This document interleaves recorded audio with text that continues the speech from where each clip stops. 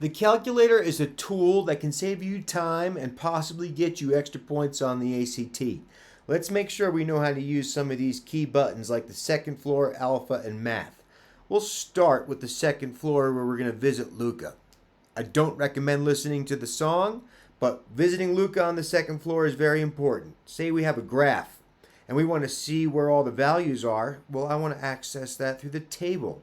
And anything in blue, any of these functions in blue can be accessed by hitting the second floor first.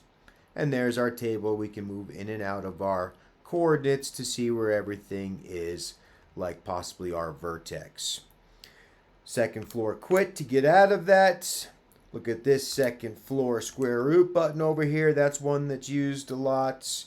You can have your inverse trig functions here. There's pi, all sorts of things you can access with the second floor. Clear all that out. The alpha button, really, I would only worry about the F1, and I'll show you where that is. Here's our alpha button. That'll access all the green functions above the keys. And then the F1 has to do with all fractions.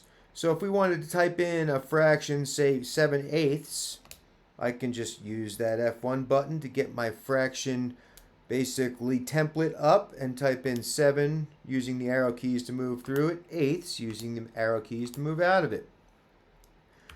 Clear that out. Also up there in the fractions, oop, that's some stat stuff. We hit the wrong one. We can do fractions to decimals. We can change fractions to mixed numbers or mixed numbers back to improper fractions. Let's get out of there. Last thing we want to look at, well, not last, but let's look at the math key. And in the math key, we can change things to fractions, change things to decimals. We can cube things, take cube roots. We can find any root we want. Let's say we wanted to do a 6th root of some crazy number. We could just type it in that way. There you go. Clear that out. Math, also we can access absolute value. We can access conjugates, all sorts of things in there. We can access probability things, which we'll get into later. The fraction stuff is also inside here. So I can quit out of there. Couple more key concepts to go over. Please, people, use your parentheses. Whenever you're typing stuff in from the paper or the computer to the calculator, put it inside parentheses. And don't forget, this arrow key or caret key as they call it over here, that just takes things to powers. 5 raised to the second power.